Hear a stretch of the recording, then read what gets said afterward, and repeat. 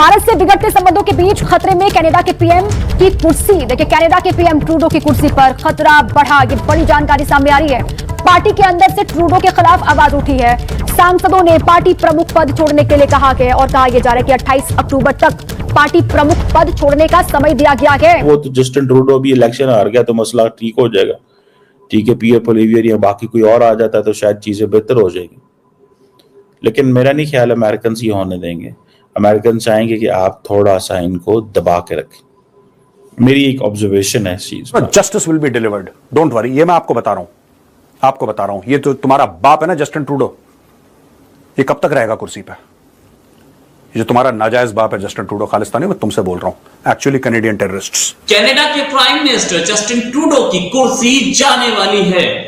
उनको liberal MPs ने बोला कि 28 अक्टूबर तक हट जाओ कुर्सी से और चौथे टर्म की ओर आना, वरना चौथे टर्म की कोशिश मत करना, वरना आपको कुछ अनस्पेसिफाइड कॉन्सिक्वेंसेस फेस करने पड़ेंगे। जस्टिन ट्रूडो जो है उनके लिए भी भारत में कोई खास अच्छे लोग अच्छे अल्फाज नहीं इस्तेमाल करते या उनको बहुत अच्छा नहीं समझते, और उसका मेन रीजन यही है कि वो बार बार खालिस्तान के लोगों के साथ या खालिस्तान सपोर्टर्स के साथ खड़े दिखाई देते हैं। कनाडा के पास क्या है? कुछ भी नहीं है। सो आपने अगर इंडिया से डील करना है तो you have to have either you should be very powerful और you should have a big mouth, like the Indian media का एक बड़ा जो है ना इन्फ्लुएंस है। अब जो है ये टेंशन हमें कहीं से भी कम होती हुई दिखाई नहीं दे रही। लोगों का ख्याल यही था कि शायद कुछ दिन के बाद दोबारा से कनाडा और भारत के बीच में जो टेंशन है वो खत्म हो जाएगी। प्रधानमंत्री जस्टिन ट्रूडो की कुर्सी खतरे में पड़ गई है। जस्टिन ट्रूडो की सरकार खतरे में है। 24 सांसद वापस ले सकते हैं समर्थन, और ट्रूडो की पार्टी के 24 सांसद उनसे नाराज बताए जा रहे हैं। वर्मा ने बड़ा टफ टाइम दी है सहाफी को और उनको। वो कह रहे हैं एक तो आपने एविडेंस नहीं दी। जब आप एविडेंस नहीं देंगे, और क्योंकि ट्रूडो इनिशियली अपनी कन्वर्सेशन में मान गया अगले दिन कि जब हमने इंडिया पे इल्जाम लगाया तो हमारे पास पूरी एविडेंस नहीं थी। वो भाई दरअसल ये है कि ट्रूडो मेरे ख्याल जिन चीजों में ये आए हैं, this is the first time what he is doing. Indians के साथ आपको डील करना है, you have to have a big mouth, because उसकी वजह यह है कि उनके पास एक बड़े पैमाने पे मीडिया है, उनके पास एक बड़े पैमाने पे जो है ना एक ऐसी मशीन्स हैं जिसके जरिए वो मीडिया मशीन्स हैं जिसके जरिए वो अपना नैरेटिव क्राफ्ट करते हैं। कनाडा के पास क्या है? कुछ भी नहीं है। सो आपने अगर इंडिया से डील करना है तो you have to have either you should be very powerful और you should have a big mouth, like the Indian media का एक बड़ा जो है ना इन्फ्लुएंस है। जैसे अमेरिकन है, American come with the influence, with the power, तो इंडिया उस तरह रिस्पॉन्ड नहीं करता उनको। शुरू में हिस्ट्री है ना, आप अभी भी देख लें, दोनों मुल्क एक ही काम कर रहे हैं, लेकिन Canada is doing it politically, America is doing it legally.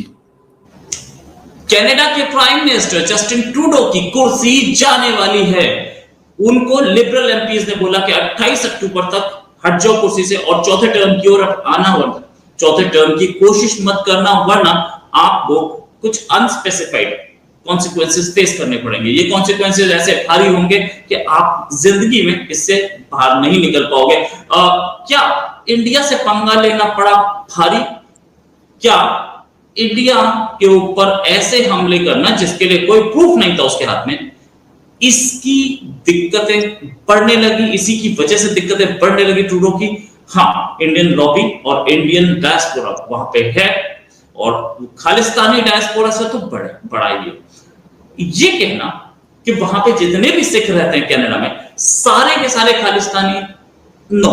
Sanjay Verma ने पूरा इल्जाम लगा दिया और ने कहा कुछ जो खालिस्तानी एक्सट्रीमिस्ट हैं, जिनको वो एक्सट्रीमिस्ट एंड टेररिस्ट दोनों कहते हैं, वो कहते हैं वो एसेट्स हैं कैनेडियन इंटेलिजेंस एजेंसी के। ये सीधा सीधा इल्जाम है, सीधा। वो कह रहे हैं कि अब इससे बढ़ के और इंडियन हाई कमिश्नर जो है, मेरा ख्याल है वो इसको अंग्रेजी में लफ्ज होगा द पार्टिंग शॉट। ठीक है, निकलते जो उसने शॉट मारी है, उसने कहा कि आप इंडियन जो कैनेडियन इंटेलिजेंस है वो हमें कमजोर कर रही है, हमें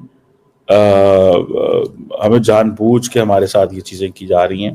बेसिकली एक सेक्शन इंडिया का ये समझता है कि इंडिया वो is rising and they are finding ways ke how to create an environment where India can lose its confidence.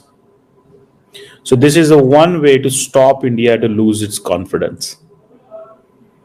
India के कॉन्फिडेंस पे हमला किया जा रहा है, ये एक चीज है, ठीक है। इंडिया के कॉन्फिडेंस पे हमला किया जा रहा है, ये वो समझते हैं कि ये हमें सही जो है वो मुश्किल में डाला। और ये बात तो सही है, देखिए ना, मैंने आपको बताया कि एक तरफ है कि आप तरक्की कर रहे हैं, बायलैटरल रिलेशंस बहुत अच्छे, एक तरफ है कि आप रुक गए हैं, अब आपको जस्टिफाई करना पड़ रहा है, अब आप इल्जाम लगा रहे हैं कैनेडियन इंटेलिजेंस एजेंसीज, ठीक है। अब उनके एमपी तो बोल रहे हैं कि इससे पहले कि ये खुद तो डूबेगा, ये जो पंगा ले लिया इसने इंडिया से और चाइना से भी, तो खुद तो डूबेगा, ये पार्टी में ना डुबा दे कि ये हमारी पूरी शख्सियत ही मिट्टी में ना मिला दे। तो उन्होंने बोला भाई साहब ये आपके पास 28 तारीख का टाइम है, तो आप देख लो, क्योंकि इनके इंडियन जो इनका अपना कॉकस है उसी में लोग अगेंस्ट हो गए हैं। तो उन्होंने बोला कि यार आप तो अपना इंतजाम कीजिए। तो मुझे लगता है कि अब जो ट्रूडो की गलतियां थी उसका घड़ा अब भर चुका है, क्योंकि आपने, अब देखिए, मैं अगर कनाडा के पॉइंट ऑफ व्यू से बात करूं, अगर मैं कैनेडियन सिटीजन हूं, तो उनके प्राइम मिनिस्टर ने 2 जो चीजें की हैं, बाकी तो छोड़ दीजिए। जो प्राइम मिनिस्टर आजकल के जमाने में इंडिया और चाइना से रिलेशन खराब कर देगा, तो वो क्या करेगा? क्योंकि ये दोनों सबसे बड़ी इकोनॉमीज है, सबसे बड़ी पॉपुलेशन है, ये आपकी मार्केट भी है, और ये आपके सोर्स ऑफ एजुकेटेड पीपल भी हैं, अच्छे Indians are probably one of the best immigrants in the world. क्योंकि आप देखो कि जो इंडिया से लोग जाते हैं, मैं इतने साल अमेरिका में रहा, कि इंडियन इमिग्रेंट अगर इलीगली भी गया तो वो 15 दिन में लैंड करने के बाद सोसाइटी को प्रोडक्टिव हो जाता है। वो ना जाके कहता है कि जी मेरा यहाँ पे मेरे धर्म का कानून लाओ या मैं अपना ये करूंगा, वो चुपचाप से अपना काम करता है, भले ही शुरू में पेट्रोल पंप पे इलीगल काम कर ले या घर पेंट कर ले या अखबार। उसके बाद आपने देख लिया कि हम कितनी बड़ी लॉबी हो चुके हैं, वो सिलिकॉन वैली हो या कांग्रेसमैन हो या बिजनेसमैन हो या टेक्नोक्रेट्स हो। तो अब इंडियंस जो है वो बहुत इन्फ्लुएंशियल लॉबी है, और ट्रूडो को ये नहीं समझ आ रहा था, और उस चक्कर में उसने इंडिया और चाइना से अपनी कंट्री के रिलेशन खराब कर दिए। अब आप सोच लीजिए कि किस तरह की उस इंसान की सोच है